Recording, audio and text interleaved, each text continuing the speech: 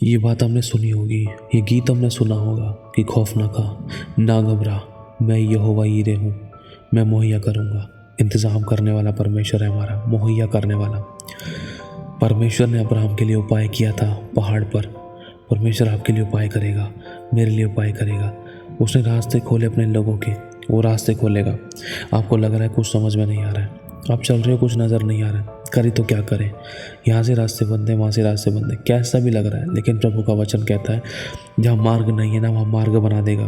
प्रभु कहता है जीवन, मार्ग और सत्य मैं ही हूँ।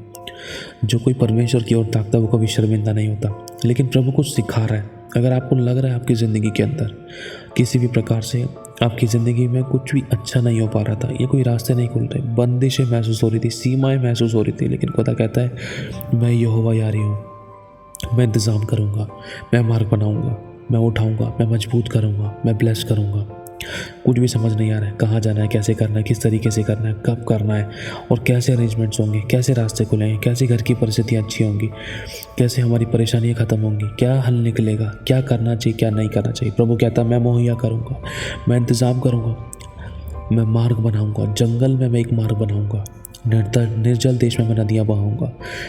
जंगल वो है जहाँ पर कोई मार्ग नहीं है, जहाँ पर इंसान भटक जाता है, खो जाता है और रोता है। कुछ उसी प्रकार से एक विश्वासी की ऐसी हालत हो रखी थी कि कुछ समझ नहीं आ रहा है, मन करता है सुसाइड का या कुछ गलत कदम उठाने का। ये सब कुछ छोड़ छाड़ के भाग जाओ, खुदा में भी क्यों आए, बहुत से क्वेश्चन आते हैं। कई बार दिल दुखता था अंदर से, लेकिन प्रभु कहता है धीरज धर, पेशेंस रख, इंतज़ार कर। पर मेरा समय एक सही समय है, परमेश्वर का टाइम राइट टाइम है। परमेश्वर के हाथों में तली उत्तम और बड़ी और महान योजना है। उस योजना को अपनी ज़िंदगी में देखने के लिए हमें धीरज धरना है। राइट टाइम पर परमेश्वर सब कुछ पूरा करेगा। खुदावंद को अपने सुख का मूल जानना है। मनुष्य की ओर ताकना बंद कर, इंसानों की तरफ ताकना बंद कर, किसी वस्तु की तरफ ताकना बंद कर, नौकरी बिजनेस की तरफ ताकना बंद कर, अपने अकाउंट्स की तरफ, अपने बटुओं की तरफ ताकना बंद कर। परमेश्वर मुहैया करेगा, क्योंकि प्रभु देखेगा कि हाँ मेरी बेटी का अब पूरा भरोसा मुझ पर हो चुका है, तो मैं इसके लिए मार्ग निकालूंगा। अगर हम आधा आधा भरोसा रखेंगे कि वो मदद कर देगा, वो मदद कर देगा, चलो प्रभु भी कर देगा, वहाँ से नहीं मिलेगा तो प्रभु के पास आ ही जाएंगे। क्यों आ जाएंगे? पहले प्रभु के पास जाना है। अगर पहले प्रभु के पास जाएंगे और धीरज धरेंगे ना, तो वो किसी और के पास हमें जाने नहीं देगा, हमें भटकने नहीं देगा। खुदावन हमें सर ठहराता है, पूंछ नहीं, वो हमें ऊपर रखता है, नीचे नहीं। खुदावन का कलाम कहता है जितनों ने मेरी ओर ताका उनके मुँह कभी काले नहीं हुए, वो कभी लज्जित नहीं होने पाए। परमेश्वर कभी जल्दबाज में काम नहीं करता, वो धीरज से काम करता है। प्रभु आज आपको और मुझे बेस्ट ब्लेसिंग देना चाहता है, उठाना चाहता है। प्रभु एक बात आपको और मुझे सिखलाना चाहता है आज इस विषय में।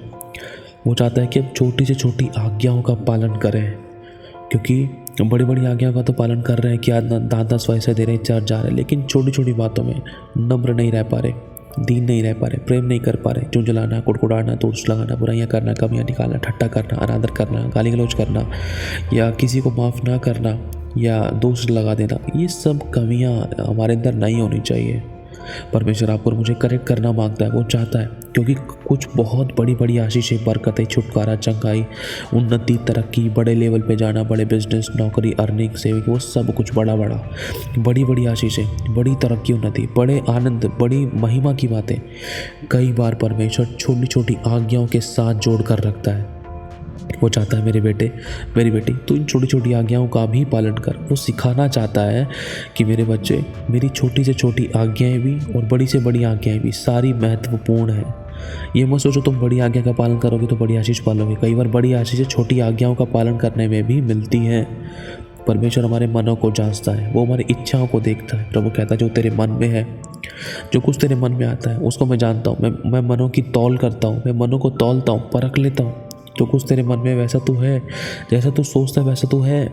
मेरे भाई और बहन, आज प्रभु हमें करेक्ट करना चाहता है कि हमारे विचार भी पवित्र हो, हमसे कुछ नहीं बन पड़ रहा ना। खुदा के आगे रोएं, प्रार्थना करें, दुआ करें, आराधना करें, स्तुति के गीत गाएं। नहीं समझ में आ रहा फिर भी प्रभु तू ही करेगा। नहीं समझ में आ रहा, प्रभु तू ही करेगा, तू ही रास्ते खोलेगा, तू इंतजाम करेगा, तू ब्लेस करेगा, तू बढ़ाएगा, तू टूटे हुए रिश्ते को जोड़ेगा, तू गड़बड़ियों को खत्म करेगा, तू विरोधी को फेवर में करेगा, तू रास्तों को खोलेगा, तू आश्चर्य कर्म करेगा, तू विश्वास बढ़ाएगा, तू सब कुछ सही करेगा। कोई नहीं कर सकता, मैं हार गया, मैं थक गया, सिर्फ तू कर सकता है। प्रभु तू कर सकता है, तू मेरी सीमाओं को तोड़ सकता है, तू मेरे रास्तों को खोल सकता है, या तू नया दरवाज़ा बना सकता है।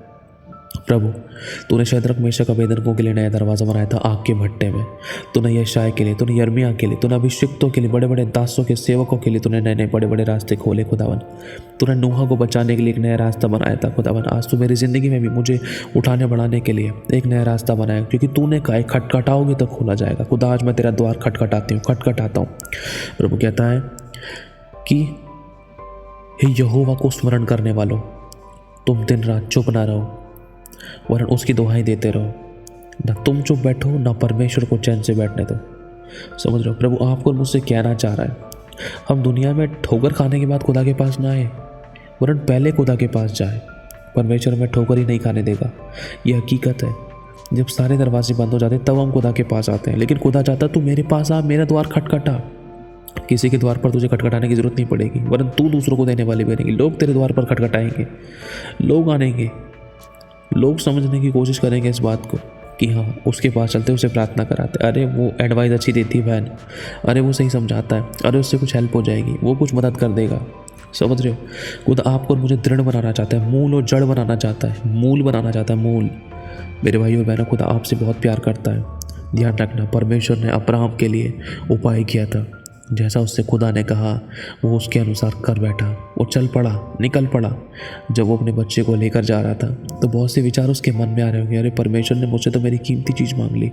लेकिन परमेश्वर ने उससे मांगने से पहले से ही एक बछड़े को तैयार कर दिया था, एक बकरी के बछड़े को तैयार कर दिया था, एक मेमने को तैयार कर दिया था पहले से ही। 3 साल से ऊपर का था वो मेमना लगभग। सोचो, परमेश्वर ने अब्राहम से तो 3 साल बाद बोली थी, लेकिन परमेश्वर ने पहले से ही एक मेमने को तैयार कर दिया था कि जब मैं अब्राहम से बोलूँगा तो वो इस मेमने को फिर वो बलि कर देगा। जब मैं अब्राहम को परखूँगा उसके बेटे के विषय में कि वो अपने बेटे को परखे, मतलब अपने बेटे को बलि चढ़ाए। मेरे भाई और बहनों, परमेश्वर ने आपके लिए मेरे लिए पहले से ही योजना बना रखी, पहले से ही दरवाज़ा तैयार कर रखा है, पहले से ही आशीष, उन्नति, तरक्की, भरपूरी तैयार कर रखी है।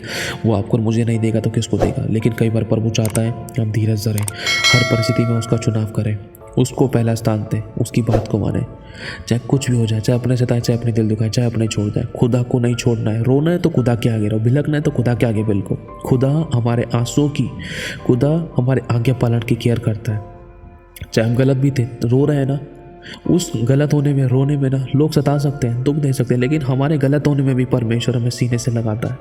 कोई बात नहीं बेटा, उठ जा, अपने वस्त्रों को झाड़ ले, नई शुरुआत कर, मैं उठाऊंगा। तो मुझे पता है मेरा बच्चा गिर गया था, चलते चलते, चलना नहीं आ रहा है ना, मैं उठाऊंगा।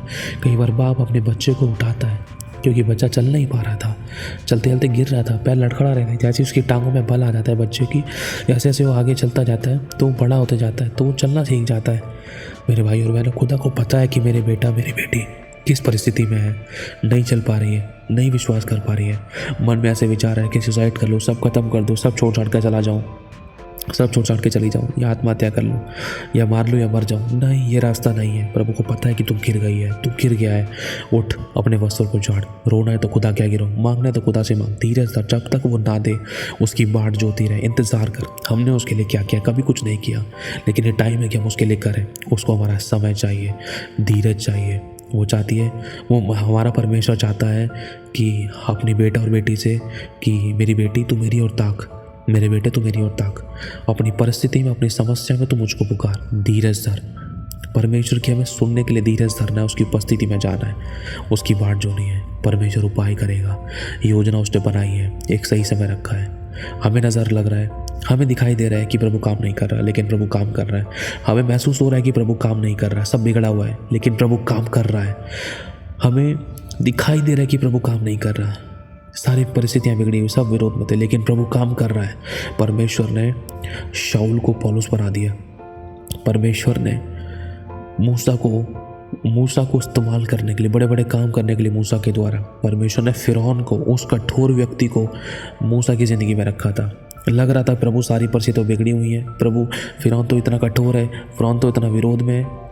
परमेश्वर तेरे होते हुए फिरौन विरोध में। परमेश्वर की योजना थी फिरौन को विरोध में रखना, ताकि परमेश्वर मूसा के द्वारा बड़े बड़े चमत्कार कर सके, समुद्र को 2 भाग कर सके। क्यों? क्योंकि पीछे फिरौन की सेना मूसा का और उसकी ताड़ में, मूसा और इजरायलियों की ताड़ में उनको मारने के लिए ढूंढ रही थी।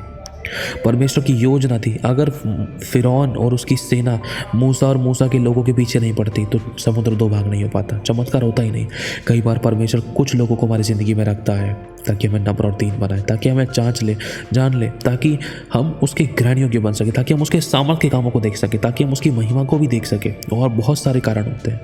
परमेश्वर अपनी महिमा हमारी ज़िंदगी में दिखाना चाहता है, ऐसी महिमा कि लोग अपना सर खो जाएं हमारी ज़िंदगियों को देखकर कि हम कितने ब्लेस हैं, कितने सामर्थ्य, कितने पावरफुल, कितने ब्लेस हैं, कितने आशीषित हैं, कितने छुटकारा चंगाई आशीष बरकत पाए हुए हैं, कैसे हम मजबूत हैं, हम कितनी अच्छी ज़िंदगी जी रहे हैं, हमारे द्वारा परमेश्वर कितने बड़े बड़े काम कर रहे हैं। परमेश्वर दिखाना चाहता है कि मेरे बच्चे स्ट्रांग हैं, अलग दिखाई देते हैं संसार में।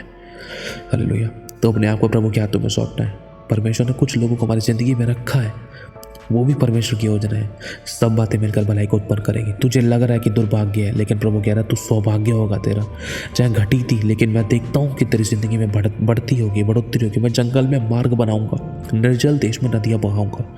अपने आप को मेरे हाथों में सौंपते हैं। मैं तेरी ज़िंदगी में काम करूँगा। धीरज धर और चुप लगा, अपनी जुबान की चौकसी कर, दोष ना लगा, ना ही न्याय कर, नंबर और 3 रहे। आमीन। और हाँ, प्रभु को काम करने का मौका दे। Jesus never fails. परमेश्वर की योजनाएं कभी फेल नहीं होती। उसके हाथ को कोई रोक नहीं सकता। जब परमेश्वर काम करने पाए तो उसको कौन रोक सकता है। जो परमेश्वर ने ठाना है अपनी महिमा करने के लिए, तेरे को उठाने के लिए, तेरे आंसू को पोंछने के लिए, तुझे बढ़ाने के लिए, तेरी शुद्धि लेने के लिए, तेरे छुटकारे करने के लिए, उसने तेरे लिए अपनी जान दी है, तो वो सब कुछ तेरे लिए क्यों ना करेगा। पर लेकिन सही समय का एक इंतज़ार करना है।